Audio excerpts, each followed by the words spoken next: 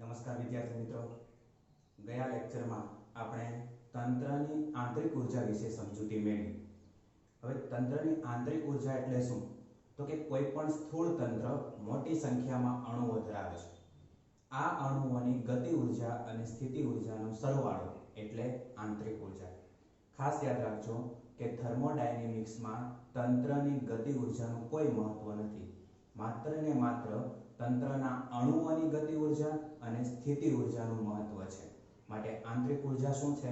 તો કે તંત્રના અણુઓની ગતિ ઉર્જા અને સ્થિતિ ઉર્જાનો સરવાળો છે.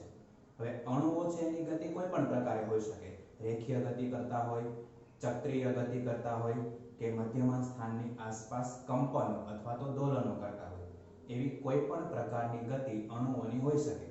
હવે અણુઓની ગતિ સાથે સંકળાયેલી ઉર્જા એટલે ગતિ ઉર્જા, અને જ્યારે અણુઓ સ્થિર હશે ત્યારે એની પાસે હશે સ્થિતિ ઉર્જા. તો અણુઓની ગતિ ઉર્જા અને સ્થિતિ ઉર્જાનો સરવાળો એ તંત્રની આંતરિક ઉર્જા છે. તંત્રની આંતરિક ઉર્જાનો આધાર એ અવસ્થા ઉપર રહેલો છે. અવસ્થા એટલે તો કે તંત્રનું દબાણ, કદ અને તાપમાન. હવે આ તંત્રની અવસ્થા કેવી રીતે મેળવી એના માર્ગ ઉપર આંતરિક ઉર્જાનો આધાર છે નહીં. બરાબર? ત્યાર પછી આપણે તંત્રની આંતરિક ઉર્જામાં ફેરફાર કરવા માટેના ઉપાયો ભણ્યા. તો આપણને ખબર છે કે બે એવી રાશિ છે, એક છે ઉષ્મા અને બીજું છે કાર્ય, કે જે તંત્રની આંતરિક ઉર્જા બદલવા માટે જરૂરી છે. ઉષ્મા એટલે શું? તો કે તંત્ર અને પરિસર વચ્ચે તાપમાનના તફાવતને કારણે ઉર્જાનો વિનિમય દર્શાવે છે, એટલે કે ઉર્જાનું વહન દર્શાવે છે. બરાબર છે? પરિસર દ્વારા આપણે તંત્રને ઉષ્મા આપીએ, બરાબર, તો શું થશે? તો કે તંત્રનું તાપમાન વધશે એટલે એની આંતરિક ઉર્જામાં વધારો થશે. બીજું છે કાર્ય. કાર્યમાં આપણે શું કરીએ છીએ? તો કે પિસ્ટનનું ઉપર અને નીચે તરફ સ્થાનાંતર કરાવીએ છીએ. પિસ્ટનને નીચે તરફ સ્થાનાંતર કરાવીએ ત્યારે વાયુનું સંકોચન થશે. પિસ્ટનનું ઉપર તરફ સ્થાનાંતર કરાવીએ ત્યારે વાયુ છે એ પ્રસરણ પામશે. તો જ્યારે વાયુ છે એનું સંકોચન થશે ત્યારે આંતરિક ઉર્જામાં વધારો થશે, અને વાયુ છે પ્રસરણ પામશે ત્યારે આંતરિક ઉર્જામાં ઘટાડો થશે. બરાબર છે? તો આ બે રીતે આપણે તંત્રની આંતરિક ઉર્જામાં ફેરફાર કરી શકીએ. અને છેલ્લે આપણે ભણ્યા હતા કે ઉષ્મા અને આંતરિક ઉર્જામાં શું ફેરફાર છે, અથવા તો એમની વચ્ચે શું તફાવત છે. તો થર્મોડાયનેમિક્સ તંત્રમાં અવસ્થા બદલવા માટે તંત્રની આંતરિક ઉર્જા જરૂરી છે, ઉષ્મા નહીં. બરાબર? ઉષ્માની મદદથી આપણે થર્મોડાયનેમિક્સમાં તંત્રની અવસ્થા છે બદલી શકતા નથી. તો તંત્રની અવસ્થા કોના દ્વારા બદલી શકીએ આપણે? તો કે આંતરિક ઉર્જા દ્વારા. ઉષ્મા દ્વારા અવસ્થા બદલી શકાતી નથી. ઉષ્મા દ્વારા આપણે આંતરિક ઉર્જા બદલી શકીએ, અને આંતરિક ઉર્જાની મદદથી તંત્રની અવસ્થા બદલી શકીએ. એટલે આખી ચેન છે. બરાબર છે? એટલે ઉષ્મા દ્વારા આંતરિક ઉર્જામાં ફેરફાર કરી શકાય, અને આંતરિક ઉર્જાની મદદથી તંત્રની અવસ્થામાં ફેરફાર કરી શકાય. અવસ્થા એટલે તો કે તાપમાન, દબાણ અને કદ. બરાબર છે? તો આંતરિક ઉર્જાની મદદથી આપણે તંત્રનું તાપમાન, દબાણ અને કદમાં ફેરફાર કરી શકીએ છીએ. બરાબર છે? અને છેલ્લે આપણે ઉર્જાની વ્યાખ્યા આપી હતી કે ઉષ્મા ઉર્જાનું જે વિનિમય થાય છે, અથવા તો વિનિમય પામતી ઉષ્મા ઉર્જા એટલે શું કહેવામાં આવે છે? એને ઉર્જા. બરાબર? તો આટલી વસ્તુ આપણે ગયા લેક્ચરમાં તંત્રની આંતરિક ઉર્જા વિશે ભણ્યા હતા. ત્યાર પછી આજનો આપણો નવો ટોપિક કે જેનું નામ છે થર્મોડાયનેમિક્સનો પ્રથમ નિયમ. આગળ આપણે થર્મોડાયનેમિક્સનો શૂન્ય ક્રમનો નિયમ ભણી ગયા. હવે આવે છે થર્મોડાયનેમિક્સનો પ્રથમ નિયમ. થર્મોડાયનેમિક્સનો પ્રથમ નિયમ લખો અને સમજાવો. એક્ઝામની દ્રષ્ટિએ ઇમ્પોર્ટન્ટ પ્રશ્ન છે. બરાબર? એટલે વ્યવસ્થિત ધ્યાન દઈને સમજો. બરાબર? સૌપ્રથમ આપણે હમણાં કીધું એ પ્રમાણે કે ઉષ્મા અને કાર્ય આ બંને રાશિઓ કે જે તંત્રની આંતરિક ઉર્જા બદલવા માટે જરૂરી છે. તો આપણે લખીએ કે ઉષ્મા અને કાર્ય દ્વારા તંત્રની આંતરિક ઉર્જા બદલી શકાય છે, અથવા તો આંતરિક ઉર્જામાં ફેરફાર કરી શકાય છે. કઈ બે રાશિ? ફરીવાર યાદ રાખીએ કે ઉષ્મા અને કાર્ય એની મદદથી આપણે તંત્રની આંતરિક ઉર્જા બદલી શકીએ. હવે આપણે અહીંયા જે આકૃતિ દોરી છે આકૃતિ સમજી લઈએ. આકૃતિ એકદમ સિમ્પલ છે, આગળ આપણે આવી મળી ગઈ. આકૃતિમાં શું છે તો કે એક નળાકાર છે, બરાબર. એની અંદર વાયુ ભરેલો છે. વાયુ નળાકારની બહાર ન નીકળે એ માટે હવા ચુસ્ત પિસ્ટન વડે આપણે નળાકારને બંધ કરેલું છે, બરાબર. અને આ વાયુ ભરેલું પાત્ર જેને આપણે તંત્ર કહીએ છીએ, નીચે આપણે બર્નર રાખ્યું છે જેની મદદથી આપણે તંત્ર છે એના તાપમાનમાં ફેરફાર કરી શકીએ, બરાબર છે. અને આ પિસ્ટન છે, પિસ્ટનની મદદથી આપણે આ વાયુનું સંકોચન અને પ્રસરણ કરાવી શકીએ, બરાબર છે. તો આ બધાના નામ પણ આપણને ખબર છે કે વાયુ ભરેલું પાત્ર એ આપણા માટે તંત્ર તરીકે વર્તે, આ બર્નર એ પરિસર છે, એવી જ રીતે પિસ્ટન એ પણ શું છે, પરિસર, બરાબર. હવે ધારો કે શરૂઆતમાં આ તંત્રની જે પ્રારંભિક આંતરિક ઉર્જા છે એને હું U1 વડે દર્શાવું. તંત્રની પ્રારંભિક આંતરિક ઉર્જા U1 અને એ ધારો કે 30 જૂલ જેટલી છે, બરાબર. તંત્ર કયો કે વાયુ કયો, એની પ્રારંભિક આંતરિક ઉર્જા કેટલી છે, 30 જૂલ. હવે આપણે આ ઉર્જામાં ફેરફાર કરવો છે, બરાબર. તો એના માટે શેની જરૂર પડશે, ઉષ્માની. તો હવે હું પરિસર દ્વારા તંત્રને ઉષ્મા આપું છું. પરિસર દ્વારા તંત્રને શું કરું છું, ઉષ્મા આપું છું. અને એ જે ઉષ્મા આપું છું એનું મૂલ્ય ધારો કે 100 જૂલ છે. તો આ પરિસર દ્વારા આપણે તંત્રને ઉષ્મા આપી, કેટલા જૂલ, 100 જૂલ. શરૂઆતમાં એની પાસે ઉષ્મા હતી, ઉર્જા હતી, કેટલી હતી, 30 જૂલ. હવે ટોટલ કેટલી થશે એની પાસે, તો કે 130 જૂલ. કેટલી થાય, 130 જૂલ. શરૂઆતમાં એની પાસે 30 જૂલ હતી, બીજી નવી આપણે પરિસર દ્વારા 100 જૂલ ઉષ્મા આને આપી, એટલે ટોટલ તંત્રની જે ઉર્જા છે એ 100 + 30 એટલે 130 જૂલ થાય. હવે આ જે 130 જૂલ ઉર્જા છે એમાંથી ધારો કે 60 જૂલ ઉર્જા ડેલ્ટા W બરાબર 60 અથવા તો આપણે 70 જૂલ લઈ લઈએ. તો 70 જૂલ ઉર્જા છે એ આ પિસ્ટનનું સ્થાનાંતર કરવા માટે વપરાય છે. ફરીવાર પહેલા આની પાસે 30 જૂલ ઉર્જા હતી, બરાબર. પછી આપણે નવી આપી 100 જૂલ, એટલે ટોટલ થઈ કેટલી, 130 જૂલ, બરાબર. 130 જૂલ જે ઉર્જા છે એમાંથી 70 જૂલ ઉર્જા એ વપરાય જાય છે. ક્યાં વપરાય છે, તો કે આ પિસ્ટનનું સ્થાનાંતર કરવામાં. એટલે આ તંત્ર દ્વારા પરિસર ઉપર કાર્ય થયું એમ કહેવાય. કોના દ્વારા, તંત્ર દ્વારા પરિસર ઉપર કાર્ય થયું, બરાબર. તંત્રની જે 130 જૂલ ઉર્જા હતી એમાંથી 70 જૂલ ઉર્જા આ પિસ્ટનનું આમ ઉપર તરફ સ્થાનાંતર કરવા માટે વપરાઈ. હવે આ જે તંત્ર છે એની અંતિમ ઉર્જા કેટલી વધી, તો કે 130 માંથી આપણે 70 બાદ કરી નાખીએ તો એની જે અંતિમ ઉર્જા છે U2 એને કહો, એ વધશે 60 જૂલ. કેટલી વધશે, 60 જૂલ, બરાબર છે. ટોટલ હતી એની પાસે 170 જૂલ, એમાંથી 130 જૂલ, એમાંથી 70 જૂલ વપરાઈ ગઈ, વધી કેટલી, 60 જૂલ, બરાબર. તો પ્રારંભમાં 30 જૂલ હતી, અંતે કેટલી થઈ ગઈ, 60 જૂલ. એટલે ઉર્જામાં શું થયો, વધારો થયો, બરાબર.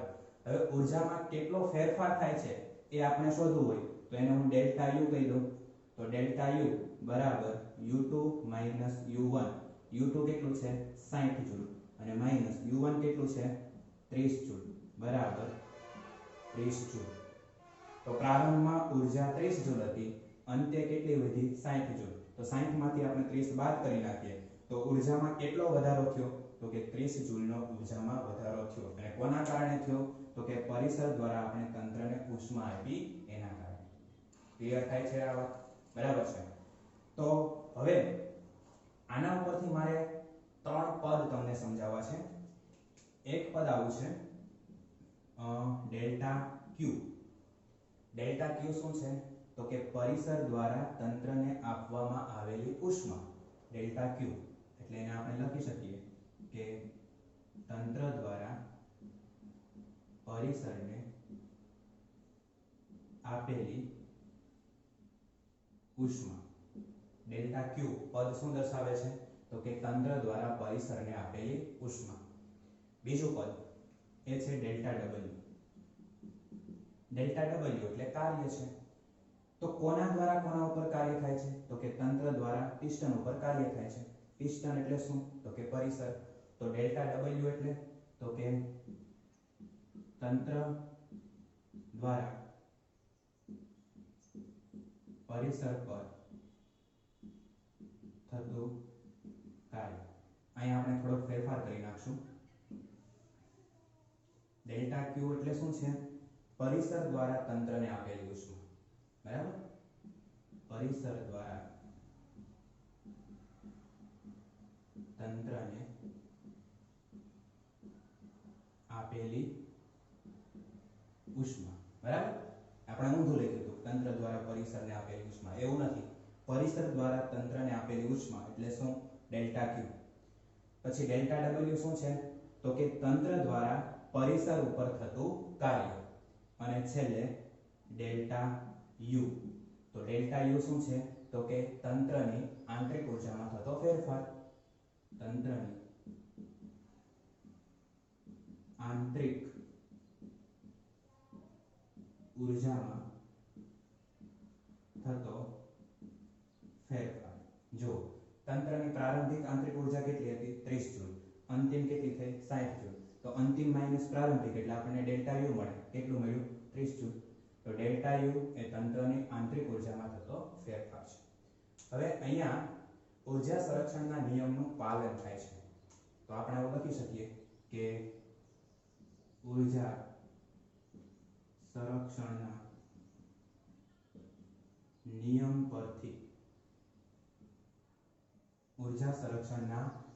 પરથી પરિસર દ્વારા તંત્રને આપેલી ઉષ્મા એ ડેલ્ટા ક્યુ છે. આના બરાબર ડેલ્ટા ક્યુ માંથી ઊર્જાનો અમુક ભાગ એ કાર્ય કરવા માટે વપરાય છે. એટલે અહીંયા આપણે લખીશું ડેલ્ટા ડબલ્યુ પ્લસ બાકીનો જે અમુક ભાગ છે એ તંત્રની આંતરિક ઊર્જામાં ફેરફાર કરવા માટે વપરાય છે. એટલે આપણે શું લખીશું અહીંયા? Delta you. આને સમીકરણ નંબર 1 કહો. બરાબર? એટલે આપણને શું મળ્યું? ડેલ્ટા ક્યુ બરાબર delta W plus delta you. Delta ક્યુ શું છે? પરિસર દ્વારા તંત્રને આપેલી ઉષ્મા. ડેલ્ટા ડબલ્યુ શું છે? તંત્ર દ્વારા પરિસર ઉપર થતું કાર્ય. અને ડેલ્ટા યુ એ શું છે? તો કે તંત્રની આંતરિક ઊર્જામાં થતો ફેરફાર. બરાબર? એટલે આના ઉપરથી જો આપણે એક વાક્ય લખવું હોય તો લખી શકાય. હું અહીંયા લખું છું કે સમીકરણ 1 પરથી પરિસર દ્વારા તંત્રને આપેલી ઉષ્મા કેટલી છે? ડેલ્ટા ક્યુ નો થોડો ભાગ કાર્ય એટલે કે ડેલ્ટા ડબલ્યુ કરવામાં અને બાકીનો ભાગ તંત્રની આંતરિક ઊર્જા એટલે ડેલ્ટા યુ માં ફેરફાર કરવા માટે વપરાય છે. બરાબર? સમીકરણ 1 ઉપરથી આપણે શું લખી શકીએ કે પરિસર દ્વારા તંત્રને આપેલી ઉષ્મા એટલે ડેલ્ટા ક્યુ એમાંથી થોડો ભાગ કોના ઉપર કાર્ય કરવા માટે? તો કે તંત્ર દ્વારા પરિસર ઉપર કાર્ય કરવા માટે.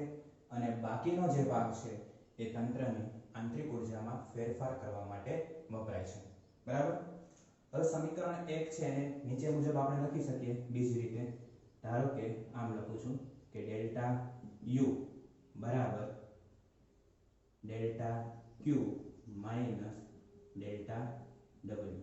તો આપણને સમીકરણ નંબર 2 ડેલ્ટા યુ બરાબર ડેલ્ટા ક્યુ માઈનસ ડેલ્ટા ડબલ્યુ. આંતરિક ઊર્જામાં થતો ફેરફાર કોના જેટલો હોય? તો કે પરિસર દ્વારા તંત્રને આપેલી ઉષ્મા એમાંથી કાર્ય કરવા માટે જેટલી ઊર્જા વપરાય છે એ બાદ કરી નાખો તો આપણને ખબર પડી જાય કે તંત્રની આંતરિક ઊર્જામાં કેટલો ફેરફાર થાય છે. તો આ જે સમીકરણ નંબર 2 છે, સમીકરણ 2 ને થર્મોડાયનેમિક્સનો પ્રથમ નિયમ કહે છે.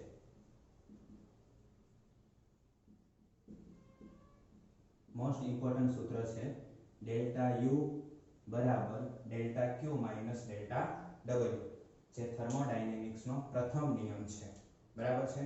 થર્મોડાયનેમિક્સનો પ્રથમ નિયમ એ આપણને શું આપે છે તો કે તંત્રની આંતરિક ઉર્જામાં કેટલો ફેરફાર થાય છે એ આપણે થર્મોડાયનેમિક્સના પ્રથમ નિયમ ઉપરથી જાણી શકીએ છીએ. બરાબર. હવે આગળ આપણે થોડુંક સમજીએ. અહીંયા આગળ પ્રારંભિક અવસ્થામાં ધારો કે તંત્ર છે એનું દબાણ આપણે P1 કહીએ. બરાબર. અને કદ V1 છે. બરાબર. પ્રારંભિક અવસ્થામાં તંત્રનું દબાણ P1 છે અને કદ V1 છે. હવે આપણે પરિસર દ્વારા તંત્રને ઉષ્મા આપીએ. બરાબર. તો તંત્રની આંતરિક ઉર્જામાં વધારો થાય. એમાંથી અમુક આંતરિક ઉર્જા છે એ આ પરિસર ઉપર કાર્ય કરવા માટે વપરાઈ જાય છે. બરાબર. એટલે પિસ્ટન છે એનું ઉપર તરફ સ્થાનાંતર થાય છે. પિસ્ટન જ્યારે તેની મૂળ અવસ્થામાં હશે ત્યારે દબાણ P1 અને V1 હશે. બરાબર. હવે તંત્ર જ્યારે પરિસર ઉપર કાર્ય કરશે ત્યારે પિસ્ટન છે એનું ઉપર તરફ સ્થાનાંતર થશે. ધારો કે પિસ્ટન છે એ આ સ્થાને આવી જાય છે. બરાબર. તો પિસ્ટન ખસીને આમ ઉપર જશે એટલે એની અંદર ભરેલો વાયુ, પાત્રની અંદર ભરેલો વાયુ એનું પ્રસરણ થશે. પ્રસરણ થશે એટલે એનું દબાણ અને કદ બંને બદલાશે. તો પ્રારંભિક અવસ્થામાં ધારો કે દબાણ P1 V1 છે અને અંતિમ અવસ્થામાં ધારો કે દબાણ એનું P2 V2 છે. બરાબર છે. પ્રારંભિક અવસ્થામાં એનું દબાણ કેટલું હતું P1 V1.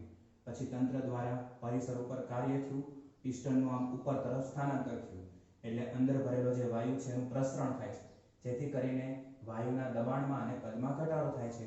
તો દબાણ છે P1 માંથી P2 થઈ જાય અને કદ V1 માંથી કેવું થઈ જાય V2.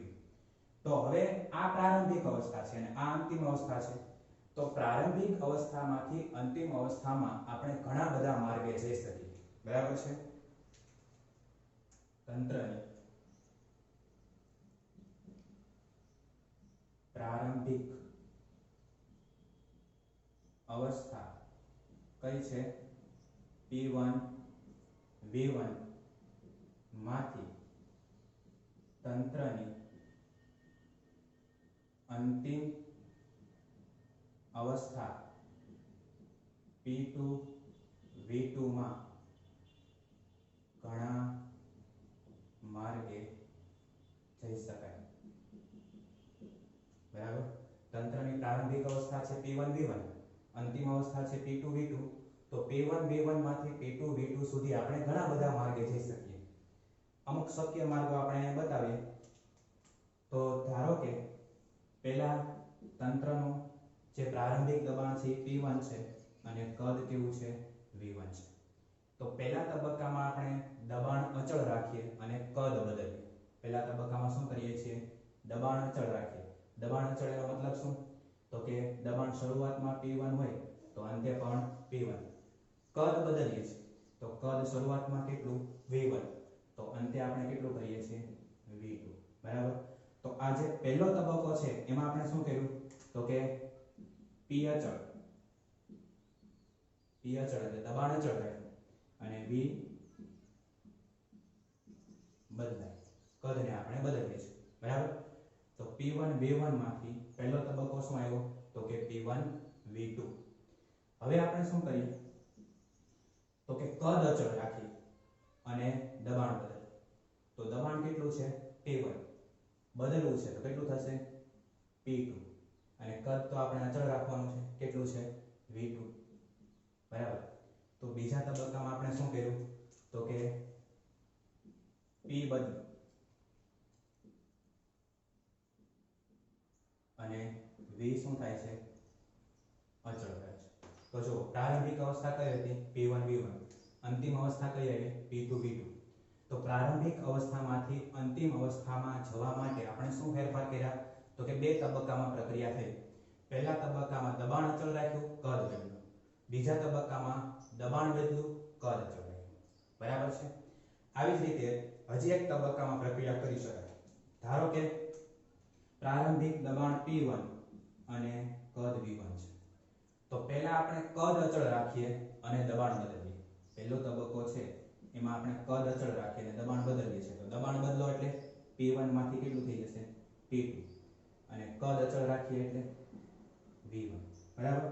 એટલે અહીંયા આપણે શું કર્યું તો કે કદ અચળ એટલે V અચળ રાખ્યું અને દબાણ બદલાય. હજુ આનાથી આગળ પ્રક્રિયા કરીએ બીજા તબક્કામાં. તો હવે શું કરશું તો કે દબાણ અચળ રાખીશું અને કદ બદલીશું. તો દબાણ અચળ રાખો એટલે P2 નું શું થાય P2 જ રહેશે અને કદ બદલો તો V1 માંથી શું થઈ જશે V2. બરાબર. તો અહીંયા આપણે શું કર્યું તો કે P અચળ બરાબર દબાણ અચળ રાખ્યું અને કદ આપણે શું કર્યું છે બદલ્યું એટલે V બદલાય. બરાબર. તો બીજા તબક્કામાં જુઓ પહેલા આપણે P1 V1 માંથી P2 V1 માં ગયા તો V અચળ અને P બદલાય છે. પછી P2 V1 માંથી P2 V2 માં ગયા તો P અચળ છે અને V બદલાય છે. તો તમે પ્રારંભિક અવસ્થામાંથી અંતિમ અવસ્થામાં ઘણા બધા માર્ગે જઈ શકો છો. બરાબર છે. દબાણ અચળ રાખો કદ બદલો, પછી કદ અચળ રાખો દબાણ બદલો, અથવા તો પહેલા કદ અચળ રાખો દબાણ બદલો અને પછી દબાણ અચળ રાખી અને કદ બદલો. તો પ્રારંભિક અવસ્થામાંથી આપણે અંતિમ અવસ્થામાં ઘણા બધા માર્ગે જઈ શકીએ છીએ. બરાબર. હવે ખાસ અહીંયા ધ્યાનમાં એ રાખવાનું છે કે જ્યારે અવસ્થા બદલાતી હશે કોઈ તંત્ર છે એ પ્રારંભિક અવસ્થામાંથી એની અંતિમ અવસ્થામાં જાય ત્યારે દરેક તબક્કે ડેલ્ટા Q અને ડેલ્ટા W એ જુદા જુદા હોય. ડેલ્ટા Q અને ડેલ્ટા W. ધારો કે પ્રારંભિક અવસ્થા P1 V1 માંથી પ્રથમ તબક્કામાં આપણે P1 V2 માં ગયા તો ડેલ્ટા Q અને ડેલ્ટા W એ અલગ અલગ હશે. વળી પાછા તમે P1 V2 એમાંથી P2 V2 માં જાઓ બરાબર ત્યારે પણ ડેલ્ટા Q અને ડેલ્ટા W અલગ હશે. એટલે તમે તંત્રની પ્રારંભિક અવસ્થામાંથી અંતિમ અવસ્થામાં જાઓ ત્યારે દરેક તબક્કે બરાબર છે દરેક તબક્કે ડેલ્ટા Q અને ડેલ્ટા W અલગ અલગ હશે. પણ હા ડેલ્ટા Q અને ડેલ્ટા W એનો જે તફાવત છે એ દરેક તબક્કા માટે કેવો હશે સમાન હશે. એટલે કે delta Q minus delta W બરાબર દરેક તબક્કા માટે તફાવત છે એ સમાન મળશે. પણ દરેક તબક્કાએ ડેલ્ટા Q અને ડેલ્ટા W એ જુદા જુદા હશે. બરાબર. પણ બંનેનો જો આપણે તફાવત લઈએ તો એ કેવો મળે સમાન મળે. એટલે આ જે પહેલો તબક્કો છે એમાં ડેલ્ટા Q ડેલ્ટા W અલગ અલગ પણ એનો તફાવત સમાન. એવી જ રીતે બીજા તબક્કામાં ડેલ્ટા Q ડેલ્ટા W આના કરતા અલગ હશે પણ એનો જે તફાવત લઈશું ને તો એ જે પહેલા તબક્કામાં તફાવત આવ્યો હશે એ જ બીજા તબક્કામાં આવશે. બરાબર છે. એટલે દરેક તબક્કે ઇન્ડિવિડ્યુઅલ સ્વતંત્ર ડેલ્ટા Q અને ડેલ્ટા W અલગ અલગ હશે પણ દરેક તબક્કા માટે એનો જે તફાવત આવે છે એ કેવો આવશે સમાન આવશે. બરાબર છે. એટલે આ ખાસ યાદ રાખો. તો આના ઉપરથી આપણે શું લખી શકીએ તો કે તંત્રની પ્રારંભિક અવસ્થામાંથી આપણે અંતિમ અવસ્થામાં જઈએ. તંત્રની પ્રારંભિક અવસ્થામાંથી અંતિમ અવસ્થામાં જઈએ બરાબર છે તો ડેલ્ટા Q અને ડેલ્ટા W એનો આધાર એ માત્ર ને માત્ર પ્રારંભિક અને અંતિમ અવસ્થા ઉપર રહેલો છે. એના માર્ગ ઉપર એનો કોઈ પણ પ્રકારનો આધાર નથી. તમે પ્રારંભિક અવસ્થામાંથી અંતિમ અવસ્થામાં ગમે તે માર્ગે જાઓ એ કોઈ મેટર નથી. બરાબર છે. માત્ર ને માત્ર એનો આધાર કોના ઉપર રહેલો છે તો કે ડેલ્ટા Q અને ડેલ્ટા W એનો જે તફાવત છે એનો આધાર એ માત્ર પ્રારંભિક અને અંતિમ અવસ્થા ઉપર રહેલો છે એના માર્ગ ઉપર રહેલો નથી. બરાબર છે. બીજું કે ધારો કે અહીંયા આપણી પાસે થર્મોડાયનેમિક્સનો જે પ્રથમ નિયમ છે એ શું છે તો કે ડેલ્ટા Q બરાબર delta W plus delta U અથવા તો આપણે આ લખી શકીએ ડેલ્ટા U બરાબર delta Q minus delta W. હવે જો તંત્ર દ્વારા પરિસર ઉપર કાર્ય થતું હોય કોના દ્વારા તંત્ર દ્વારા પરિસર ઉપર કાર્ય થતું હોય તો ડેલ્ટા Q એ ધન આવશે. તંત્ર દ્વારા પરિસર પર કાર્ય થતું હોય ડેલ્ટા Q નહીં સોરી ડેલ્ટા W તંત્ર દ્વારા પરિસર પર કાર્ય થતું હોય તો ડેલ્ટા W ધન આવશે. કારણ શું તો કે તંત્ર દ્વારા પરિસર ઉપર કાર્ય થાય તો તંત્ર છે એનું પ્રસરણ થાય. શું થાય તંત્રનું પ્રસરણ થશે। ખ્યાલ આવે છે? આ તંત્ર છે, આ પરિસર છે, તો તંત્ર દ્વારા પરિસર ઉપર કાર્ય થશે એટલે પરિસર છે એનું સ્થાનાંતર થશે, એટલે પાત્રમાં રહેલો વાયુ છે એનું પ્રસરણ થશે, બરાબર। ત્યારે ડેલ્ટા ડબલ્યુ એટલે કાર્ય આપણને કેવું મળશે? ધન મળશે। એનાથી ઉલટું ધારો કે પરિસર દ્વારા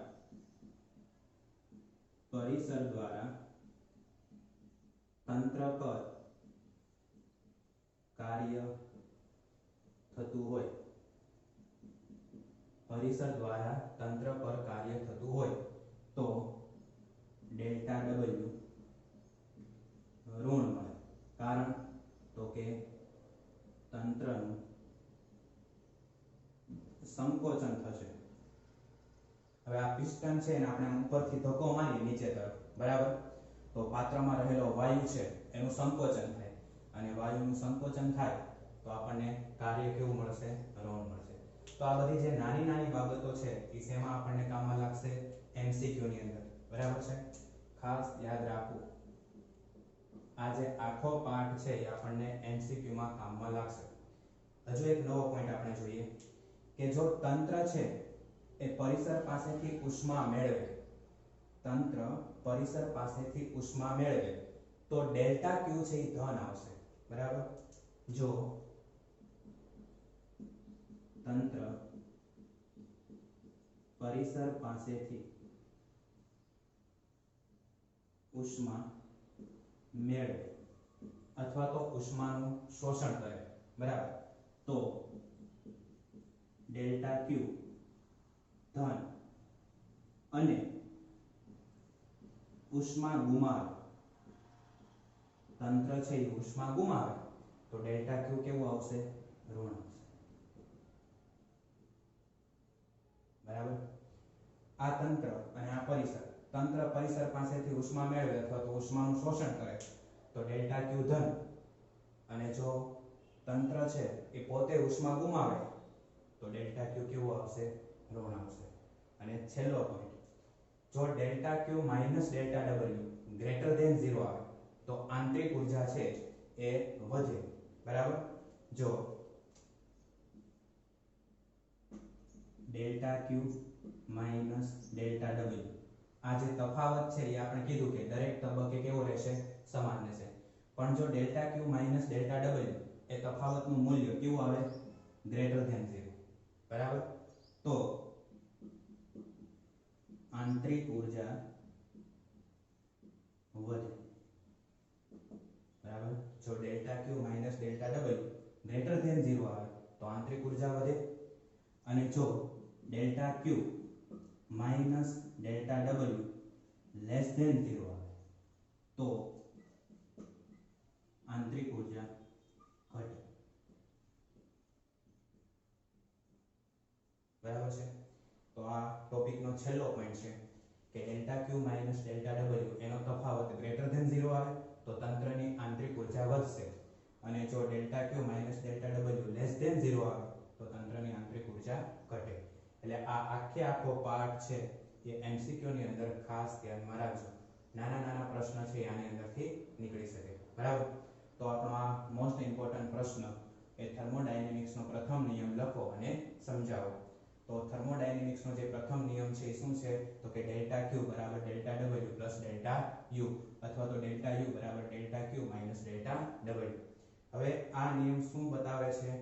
તો કે પરિસર દ્વારા તંત્રને આપવામાં આવેલી ઉષ્મા ડેલ્ટા ક્યુ એનો થોડો ભાગ એ કાર્ય કરવામાં વપરાય છે, અને બાકીનો ભાગ છે એ તંત્રની આંતરિક ઊર્જામાં ફેરફાર કરવા માટે વપરાય છે, બરાબર।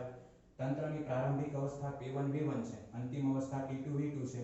તો P1 V1 માંથી P2 V2 માં આપણે અલગ અલગ ઘણા બધા માર્ગે જઈ શકીએ, બરાબર। પહેલા તમે દબાણ અચળ રાખી કદ બદલો, પછી તમે દબાણ બદલી કદ અચળ રાખો, અથવા તો પહેલા તમે કદ અચળ રાખો દબાણ બદલો, પછી તમે દબાણ અચળ રાખી અને કદ બદલો। તો આવા અલગ અલગ માર્ગે આપણે પ્રારંભિક અવસ્થામાંથી અંતિમ અવસ્થામાં જઈ શકીએ। આ દરેક તબક્કા માટે ડેલ્ટા ક્યુ અને ડેલ્ટા ડબલ્યુ જુદા જુદા હશે, પરંતુ દરેક તબક્કે ડેલ્ટા ક્યુ અને ડેલ્ટા ડબલ્યુ એનો જે તફાવત છે કેવો આવશે? સમાન આવશે, બરાબર। ત્યાર પછી તંત્ર દ્વારા પરિસર પર કાર્ય થાય તો ડેલ્ટા ડબલ્યુ ધન, બરાબર, અને પરિસર દ્વારા તંત્ર ઉપર કાર્ય થતું હોય તો ડેલ્ટા ડબલ્યુ ઋણ આવશે. જો તંત્ર પરિસરમાંથી ઉષ્મા મેળવે તો ડેલ્ટા ક્યુ ધન આવશે, અને જો ઉષ્મા ગુમાવે તો ડેલ્ટા ક્યુ ઋણ આવશે.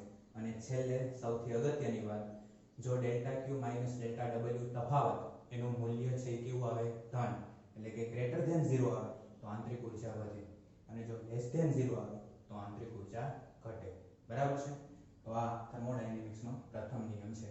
વ્યવસ્થિત લખી અને સમજી લો. બરાબર. ત્યાર પછીનો આપણો પ્રશ્ન છે કે આદર્શ વાયુના સમતાપી પ્રસરણ માટે થર્મોડાયનેમિક્સનો પ્રથમ નિયમ લખો. બરાબર. આદર્શ વાયુના સમતાપી પ્રસરણ માટે થર્મોડાયનેમિક્સનો પ્રથમ નિયમ લખો. હવે અહીંયા એક શબ્દ છે સમતાપી. સમતાપી એટલે તાપમાન છે એ અચળ રહે. બરાબર. તો આદર્શ વાયુના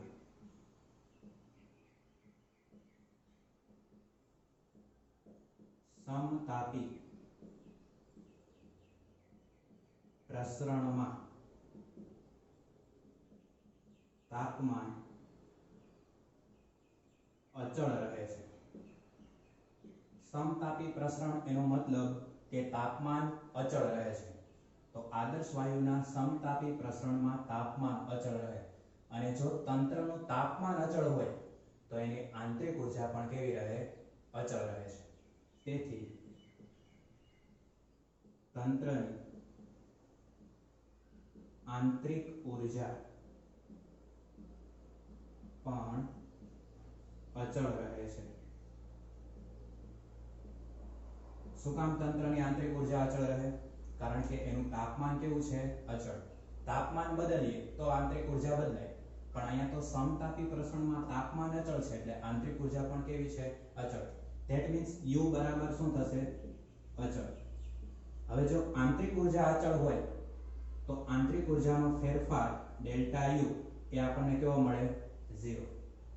કારણ કે શરૂઆતમાં આંતરિક ઉર્જા ધારો કે U1 બરાબર 30 જૂલ છે અને આંતરિક ઉર્જા અચળ રહે છે, તો અંતે પણ ધારો કે આંતરિક ઉર્જા U2 બરાબર 30 જૂલ છે, તો U2 માઈનસ U1 કરો તો એ જે તમને તફાવત મળે છે એ કેવો મળશે, 0. એનું એક જ કારણ છે કે આંતરિક ઉર્જા કેવી છે, અચળ. અથવા તો તમે આ પદનું વિકલન કરો તો તમને આંતરિક ઉર્જાનો ફેરફાર મળે, અને અચળ પદનું વિકલન કેવું આવે, 0 આવે. બરાબર. તેથી ડેલ્ટા U બરાબર 0 થશે, કારણ કે આંતરિક ઉર્જા છે એ અચળ છે તો એનો ફેરફાર આપણને 0 મળે. ડેલ્ટા U બરાબર 0. હવે થર્મોડાયનેમિક્સના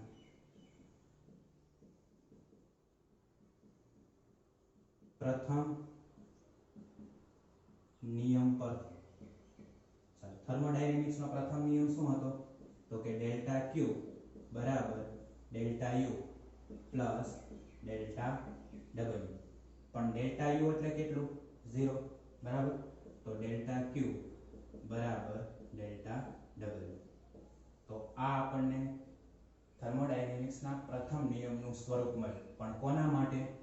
તો કે આદર્શ વાયુના સમતાપી પ્રસરણ માટે થર્મોડાયનેમિક્સનો આ પ્રથમ નિયમ છે, ડેલ્ટા Q બરાબર ડેલ્ટા W. કારણ કે આંતરિક ઉર્જાનો જે ફેરફાર છે એ આપણને 0 મળે છે.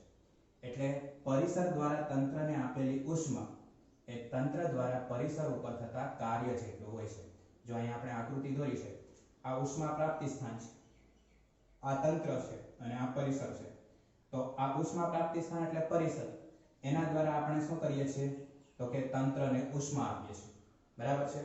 તો ઉષ્મા પ્રાપ્તિ સ્થાન દ્વારા તંત્રને આપેલી ઉષ્મા કોના જેટલી છે, તો કે ડેલ્ટા W જેટલી. હવે આ ડેલ્ટા W શું છે? આના આગળના ટોપિકમાં આપણે ભણ્યા કે ડેલ્ટા W એ તંત્ર દ્વારા પરિસર ઉપર થતું કાર્ય છે. બરાબર છે. એટલે પરિસર એટલે કે ઉષ્મા પ્રાપ્તિ સ્થાન દ્વારા તંત્રને આપેલી ઉષ્મા ડેલ્ટા Q એ તંત્ર દ્વારા પરિસર ઉપર થતા કાર્ય જેટલી હોય છે. ઉષ્મા પ્રાપ્તિ સ્થાન દ્વારા તંત્રને આપેલી ઉષ્મા કોના જેટલી હોય છે, તો કે તંત્ર દ્વારા પરિસર પર થતા કાર્ય જેટલી હોય છે, એટલે ડેલ્ટા ક્યુ બરાબર ડેલ્ટા ડબલ્યુ. બરાબર. તો આ નાનકડો 2 માર્ક્સનો પ્રશ્ન થઈ ગયો કે આદર્શ વાયુના સમતાપી પ્રસરણ માટે થર્મોડાયનેમિક્સનો પ્રથમ નિયમ લખો. સમતાપી એટલે તાપમાન અચળ. તાપમાન અચળ તો આંતરિક ઉર્જા પણ અચળ, અને આંતરિક ઉર્જા જો અચળ મળે તો એનો ફેરફાર આપણને 0 મળે. તો ડેલ્ટા યુ બરાબર 0 આપણે થર્મોડાયનેમિક્સના પ્રથમ નિયમની અંદર મૂકી દઈએ તો આપણને છેલ્લે સૂત્ર મળે ડેલ્ટા ક્યુ બરાબર ડેલ્ટા ડબલ્યુ. એટલે ઉષ્મા પ્રાપ્તિ સ્થાન દ્વારા તંત્રને આપેલી ઉષ્મા એ તંત્ર દ્વારા પરિસર પર થતા કાર્ય જેટલી છે. બરાબર. ત્યાર પછીનો આપણો નેક્સ્ટ ટોપિક છે કે અચળ દબાણ માટે થર્મોડાયનેમિક્સના પ્રથમ નિયમનું સ્વરૂપ મેળવો. દબાણ કેવું છે? અચળ. બરાબર. તો અચળ દબાણ માટે થર્મોડાયનેમિક્સના પ્રથમ નિયમનું આપણે સ્વરૂપ મેળવ્યું છે. એના માટે મેં અહીંયા 2 આકૃતિ દોરી છે. આપણે દબાણ વિરુદ્ધ કદનો આલેખ દોરીશું. બરાબર છે. એના માટે આપણે આની જરૂર પડશે. હવે જો આપણી પાસે અહીંયા શું છે? ઉષ્મા પ્રાપ્તિ સ્થાન.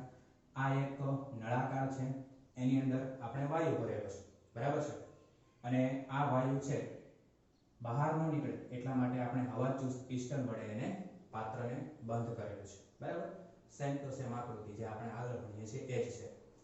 હવે આ ઉષ્મા પ્રાપ્તિ સ્થાન એ તો આપણી માટે પરિસર છે. આ શું છે?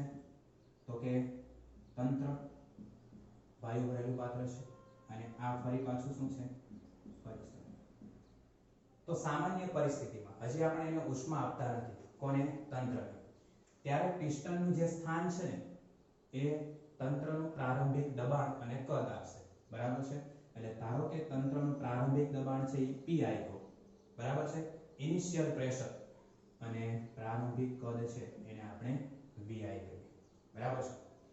હવે ઉષ્મા પ્રાપ્તિ સ્થાન દ્વારા આ તંત્ર છે એને આપણે ઉષ્મા આપીએ, તાપમાનમાં વધારો થશે અથવા તો તંત્રની આંતરિક ઉર્જામાં વધારો થશે.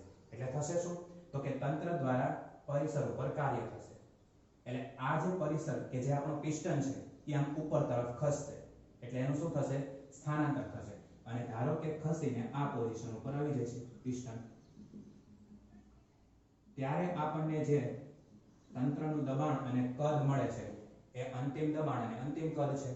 તો અંતિમ દબાણ છે એને આપણે PF કહીએ. બરાબર. Final pressure. અને અંતિમ કદ છે એને આપણે ફાઇનલ વોલ્યુમ કહીએ. તો પ્રારંભિક અવસ્થામાં દબાણ અને કદ PI VI છે, અંતિમ અવસ્થામાં દબાણ અને કદ PF VF છે. હવે અહીંયા પિસ્ટનનું જે સ્થાનાંતર થયું છે એને હું ડેલ્ટા x વડે દર્શાવું. પહેલા પિસ્ટન અહીંયા હતો, પછી અહીંયા આવ્યું. તો પિસ્ટનના સ્થાનમાં એટલો ફેરફાર થયો એને આપણે શેના વડે દર્શાવીએ છીએ? ડેલ્ટા x વડે. બરાબર. હવે અહીં થાય શું? તો કે ઉષ્મા પ્રાપ્તિ સ્થાન દ્વારા આપણે તંત્રને ઉષ્મા આપીએ તો આ પિસ્ટન છે આમ ધીમે ધીમે ઉપર જશે. પિસ્ટન ધીમે ધીમે ઉપર જશે એટલે દબાણ અને કદ બંને બદલાશે. તો આપણી પાસે દબાણનું મૂલ્ય આવે, કદનું મૂલ્ય આવે. તો દબાણ વિરુદ્ધ કદનો આપણે આલેખ દોરી શકીએ. બરાબર. તો શરૂઆતમાં ધારો કે પ્રારંભિક અવસ્થામાં પિસ્ટન અહીંયા છે જેને આપણે I વડે દર્શાવીશું. બરાબર છે. પછી જેમ જેમ ઉષ્મા પ્રાપ્તિ સ્થાનમાંથી ઉષ્મા તંત્રને મળતી જશે એમ પિસ્ટન ધીમે ધીમે ઉપર જતો જશે અને છેલ્લે એની અંતિમ અવસ્થામાં આવશે. અને એ અંતિમ અવસ્થા છે એને હું અહીંયા દર્શાવું છું. ધારો કે F છે. બરાબર. આ પિસ્ટનની પ્રારંભિક અવસ્થા છે, આ પિસ્ટનની અંતિમ અવસ્થા છે. તો આપણને પ્રારંભિક અવસ્થા વિરુદ્ધ અંતિમ અવસ્થાનો દબાણ વિરુદ્ધ કદનો આલેખ કેવો મળે? તો આપણને આવો વક્રાકાર આલેખ મળશે. બરાબર. આ દબાણ વિરુદ્ધ કદનો આલેખ મળે છે. હવે આ આલેખ ઉપરથી આપણને શું જાણવા મળે? તો જુઓ, શરૂઆતમાં આપણે દબાણ વધારે રાખીએ તો આ PI તો બરાબર. પ્રારંભિક પરિસ્થિતિમાં દબાણ છે PI. તો દબાણનું મૂલ્ય મોટું છે, અહીંયા 0 આવશે. તો એને અનુરૂપ કદ આપણને કેટલું મળશે? આટલું VI જેટલું. બરાબર. તો દબાણ વધારે છે તો કદ કેવું? ઓછું. બરાબર ને? કોઈ પાત્રની અંદર વાયુ ભરેલો હોય અને એને આપણે જો દબાણ આપીએ તો વાયુનું સંકોચન થાય. બરાબર. એટલે જો તમે દબાણ વધારો તો કદ ઘટે. તો અહીંયા દબાણ આટલું છે એની સામે કદ છે એ થોડું છે. હવે શું થાય છે? પ્રારંભિક અવસ્થામાંથી અંતિમ અવસ્થામાં આવી જશે. તો પ્રારંભિક અવસ્થામાંથી અંતિમ અવસ્થામાં ક્યારે આવશે? તો તો કે આપણે દબાણ ઘટાડવું પડશે અને જો દબાણ ઘટાડશો તો એના કદમાં શું થશે વધારો તો અહીંયા આપણે દબાણ ઘટાડીએ તો પિસ્ટન છે આમ ઉપર જાય પિસ્ટન ઉપર જાય તો અંદર રહેલો વાયુ છે તેનું પ્રસરણ થાય અને વાયુનું પ્રસરણ થાય એટલે એનું કદ વધશે તો ફાઇનલ સ્ટેટમાં જુઓ તમે કે દબાણ છે એ ઘટ્યું અહીંયા દબાણ આપણે pf કર્યું બરાબર ત્યારે આપણને કદ મળે છે એ vf મળે છે તો અંતિમ અવસ્થામાં કદ આટલું મળે છે બરાબર છે અને દબાણ આટલું છે એટલે જો દબાણ વધે તો કદ ઘટે અને જો કદ વધે તો દબાણ ઘટે બરાબર છે હવે અહીંયા જે આપણને કદનો ફેરફાર મળે છે એ આપણને ડેલ્ટા v જેટલો મળે છે કેટલો ફેરફાર મળે છે ડેલ્ટા v જેટલો એટલે અંતિમ કદમાંથી આપણે પ્રારંભિક કદ બાદ કરી નાખીએ તો આપણને શું મળે છે ડેલ્ટા v બરાબર હવે મેઇન વસ્તુ કે ઉષ્મા પ્રાપ્તિ સ્થાન છે એમાંથી ઉષ્મા તંત્રને મળે છે બરાબર છે એટલે તંત્ર શું કરે છે તો કે પરિસર ઉપર કાર્ય કરે છે તંત્ર એટલે વાયુ અને પરિસર એટલે પિસ્ટન તો વાયુ દ્વારા પિસ્ટન ઉપર થતું કાર્ય આપણે મેળવવું છે બરાબર વાયુ દ્વારા પિસ્ટન પર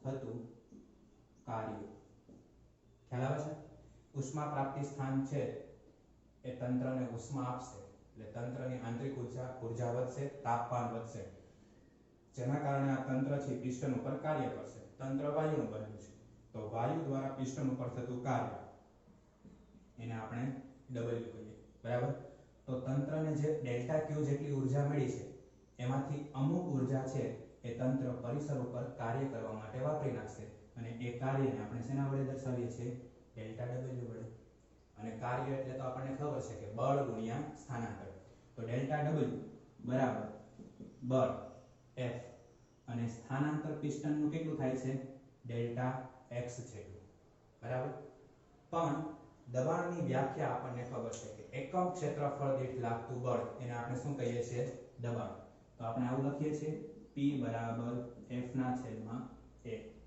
સો F બરાબર શું લખી શકાય P into A તો આ કિંમત છે હું અહીંયા F ની જગ્યાએ મૂકી દઉં છું તો ડેલ્ટા W બરાબર F ની જગ્યાએ શું લખી શકાય P into A અને અહીંયા શું લખાય ડેલ્ટા x બરાબર છે હવે A એટલે તો ક્ષેત્રફળ છે ડેલ્ટા x એટલે સ્થાનાંતર છે તો ક્ષેત્રફળ અને સ્થાનાંતર એનો ગુણાકાર છે એ આપણને કદ આપે શું આપે ક્ષેત્રફળ અને સ્થાનાંતર એનો ગુણાકાર આપણને કદ આપે તો અહીંયા આપણે A into ડેલ્ટા x એના બરાબર ડેલ્ટા v લખી શકીએ બરાબર ક્ષેત્રફળ એટલે લંબાઈ ગુણ્યા પહોળાઈ અને સ્થાનાંતર એટલે ઊંચાઈ તો લંબાઈ પહોળાઈ અને ઊંચાઈ ત્રણેયનો ગુણાકાર કરીએ તો આપણને કદ મળે તો ડેલ્ટા W બરાબર Tm નો A ડેલ્ટા x એની જગ્યાએ શું લખી શકાય ડેલ્ટા v બરાબર તો અહીંયા જો કદ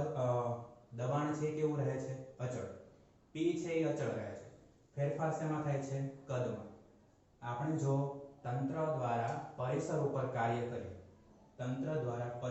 કાર્ય કરીએ બરાબર તો પરિસર છે એના તંત્ર દ્વારા પરિસર ઉપર આપણે કાર્ય કરીએ તો દબાણ અચળ રહે છે પણ તંત્રનું કદ છે એ શું થાય છે બદલાય છે બરાબર એટલે આપણો પ્રશ્ન શું હતો તો કે અચળ દબાણ માટે થર્મોડાયનેમિક્સના પ્રથમ નિયમનું સ્વરૂપ મેળવો તો અચળ દબાણ માટે થર્મોડાયનેમિક્સના પ્રથમ નિયમનું સ્વરૂપ છે કે તંત્ર દ્વારા પરિસર ઉપર આપણે કાર્ય કરીએ છીએ ત્યારે દબાણ અચળ રહે છે એટલે P માં કોઈ ફેરફાર નથી થતો બરાબર ફેરફાર શેમાં થાય છે કદમાં એટલે ડેલ્ટા V તો ડેલ્ટા W બરાબર P ડેલ્ટા V બરાબર છે તો આ એક બીજો 2 માર્ક્સનો પ્રશ્ન થઈ ગયો વ્યવસ્થિત જોયું બરાબર ત્યાર પછી આપણે આગળ વધીએ ત્યાર પછી મિત્રો થર્મોડાયનેમિક્સનો પ્રથમ નિયમ એ જ થિયરીની અંદર એક આપણને દાખલો આપેલો છે બરાબર એ દાખલો શું કહેવા માંગે છે શેની ગણતરી આપણે એની અંદર કરવાની છે એ હવે આપણે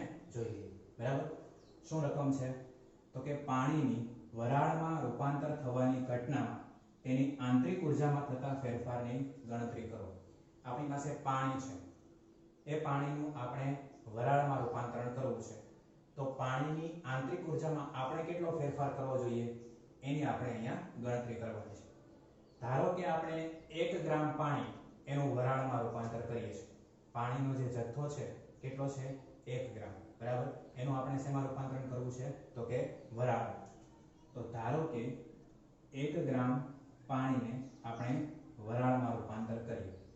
હવે જે પાણી છે એની બાષ્પીભવન ગુપ્ત ઉષ્મા એ આપણને આપેલી હોય કે પાણીની બાષ્પીભવન ગુપ્ત ઉષ્મા પ્રતિ ગ્રામ કેટલી છે, તો એ આપણને આપેલું છે કે પાણીની બાષ્પીભવન ગુપ્ત ઉષ્મા LV. આગળ આપણે દ્રવ્યના ઉષ્મીય ગુણધર્મો નામનું ચેપ્ટર ભણ્યું 11, બરાબર.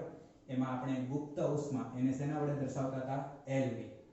તો પાણીની બાષ્પીભવન ગુપ્ત ઉષ્મા એ આપણને આપેલી છે કેટલી છે 2256 જૂલ પ્રતિ ગ્રામ. 1 ગ્રામ પાણીનું આપણે વરાળમાં રૂપાંતરણ કરવું હોય તો એના માટે જરૂરી ઉષ્મા કેટલી છે તો કે 2256 જૂલ, બરાબર. પણ આ ચેપ્ટરમાં આપણે બાષ્પીભવનની ગુપ્ત ઉષ્મા છે એને શેના વડે દર્શાવશું ડેલ્ટા Q. આ ડેલ્ટા Q શું છે તો કે પાણીને ગરમ કરવા માટે આપવી પડતી ઉષ્મા, બરાબર. અને એ ડેલ્ટા Q કેટલું છે તો કે 2256 જૂલ પ્રતિ ગ્રામ. 1 ગ્રામ પાણીનું આપણે વરાળમાં રૂપાંતરણ કરવું હોય તો એને આપવી પડતી ઉષ્મા એ છે 2256 જૂલ, બરાબર. વાતાવરણના દબાણે 1 ગ્રામ પાણીનું કદ એ 1 સેન્ટીમીટર ક્યુબ છે. કયા દબાણે? વાતાવરણના દબાણે, બરાબર છે. એક વાતાવરણ દબાણે 1 ગ્રામ પાણીનું કદ કેટલું છે 1 સેન્ટીમીટર ક્યુબ. હવે જો આ 1 ગ્રામ પાણી છે એની વરાળ બની જાય તો એનું કદ કેટલું થાય તો વરાળ સ્વરૂપમાં તેનું કદ છે 1671 સેન્ટીમીટર ક્યુબ, બરાબર છે. વાતાવરણના દબાણે 1 ગ્રામ પાણીનું કદ 1 સેન્ટીમીટર ક્યુબ છે અને તેનું વરાળ સ્વરૂપમાં કદ 1671 સેન્ટીમીટર ક્યુબ છે. હવે આપણે દબાણ અચળ રાખીએ, બરાબર. વાતાવરણનું દબાણ અચળ રાખીને કદમાં કેટલો વધારો થયો, પાણીનું રૂપાંતરણ આપણે વરાળમાં કરીએ છીએ, બરાબર છે. તો જ્યારે પાણી હોય ત્યારે એનું કદ 1 સેન્ટીમીટર ક્યુબ છે અને વરાળ થઈ જાય ત્યારે એનું કદ વધીને કેટલું થઈ જાય 1671 સેન્ટીમીટર ક્યુબ. તો કદમાં કેટલો વધારો થયો એ આપણે શોધી લઈએ. તો કદમાં જે વધારો થાય છે એનું સૂત્ર શું તો કે ડેલ્ટા V બરાબર Vg minus Vi. Delta V એટલે કદમાં થતો ફેરફાર. અહીંયા આપણે કદમાં વધારો કર્યો, બરાબર. Vg એટલે વરાળ સ્વરૂપમાં પાણીનું કદ, બરાબર, volume of gas, minus Vl બરાબર છે એટલે પાણીનું કદ. Vl એટલે લિક્વિડ સ્વરૂપમાં પાણીનું કદ, બરાબર છે. તો વરાળનું કદ એમાંથી પાણીનું કદ આપણે બાદ કરી નાખીએ તો કદમાં કેટલો વધારો થયો એ આપણને મળી જાય. ચાલો, Vg આપણી પાસે કેટલું છે 1671 સેન્ટીમીટર ક્યુબ જે આપણને આપેલું છે વરાળ સ્વરૂપમાં પાણીનું કદ. અને Vl પ્રવાહી સ્વરૂપમાં પાણીનું કદ 1 સેન્ટીમીટર ક્યુબ છે, બરાબર. આને આપણે મીટરમાં કન્વર્ટ કરી નાખવાનું. તો અચળ દબાણે થતું કાર્ય, અચળ દબાણે થતું કાર્ય એનું સૂત્ર હમણાં જ આપણે આગળના ટોપિકની અંદર ભણ્યા. શું હતું? ડેલ્ટા W બરાબર P ડેલ્ટા V. P શું છે? વાતાવરણનું દબાણ. તો એક વાતાવરણ દબાણ એનું મૂલ્ય કેટલું છે કે આપણને ખબર છે 1.03 ગુણ્યા 10⁵ પાસ્કલ. ડેલ્ટા V એટલે શું થાય? Vg minus VL. તો અહીંયા P ની કિંમત મૂકી પછી આપણે ડેલ્ટા V ની કિંમત મૂકવાની છે. પણ ડેલ્ટા V એટલે Vg અને Vg એટલે શું? 1671 સેન્ટીમીટર ક્યુબ. એને જો આપણે મીટરમાં કન્વર્ટ કરીએ તો 1671 ગુણ્યા 10⁻6 મીટર ક્યુબ. એવી જ રીતે આ VL છે એને મીટર ક્યુબમાં કન્વર્ટ કરીએ તો એ શું આવશે 1 ગુણ્યા 10⁻6 મીટર ક્યુબ. એટલે અહીંયા ડેલ્ટા V ની કિંમત છે આ છે Vg માઈનસ VL. મેં ડાયરેક્ટ કિંમત જ મૂકી દીધી છે. Vg એટલે 1671 ગુણ્યા 10⁻6 માઈનસ VL એટલે 1 ગુણ્યા 10⁻6, બરાબર. આનું તમે સાદું રૂપ આપો એટલે આપણને ડેલ્ટા W બરાબર 169.2 જૂલ મળશે, બરાબર. કાર્ય કેટલું મળશે? 169.2 જૂલ, બરાબર. હવે થર્મોડાયનેમિક્સનો પ્રથમ નિયમ આપણી પાસે છે કે ડેલ્ટા U બરાબર delta Q minus delta W, બરાબર. તંત્ર છે એની આંતરિક ઊર્જામાં થતો ફેરફાર આપણે શોધવો હોય તો આ સૂત્ર છે ડેલ્ટા U બરાબર delta Q minus delta W. Delta Q એ શું છે તો કે પાણીને ગરમ કરવા માટે આપેલી ઉષ્મા કેટલી? 2256 જૂલ પ્રતિ ગ્રામ. અને આ ડેલ્ટા W શું છે તો કે કાર્ય કરવા માટે વપરાયેલી ઉર્જા કાર્ય કરવા માટે વપરાયેલી ઉર્જા કેટલી? તો કે 169.2 જૂલ. તો ડેલ્ટા ક્યુ માંથી આપણે ડેલ્ટા ડબલ્યુ બાદ કરી નાખીએ. ડેલ્ટા ક્યુ કેટલું છે? 2256.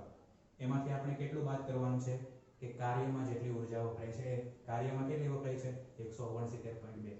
તો આનો જે તમે બાદબાકી કરશો તો કેટલો જવાબ આવશે? તો કે 2086.8 જૂલ. બરાબર. આપીએ છે કેટલી ઉષ્મા?